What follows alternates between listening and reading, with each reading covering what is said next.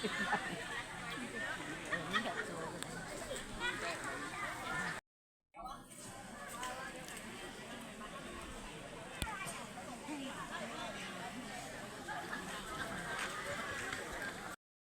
เป็นอธิธาตุขององค์พระบรมศาสดาสัมมาสัมพุทธตังพุทโธตาปฏิเตชัสสาวะโตวรัญโยวะระโทวะระหะโตอ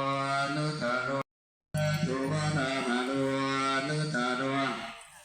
นาทิสยีอิธัมปิพุทเทระตานังปานิตังเตนะสุวัติโหตุวะโรวะรัญโยวะระโทวะระหะโตอนุตตโร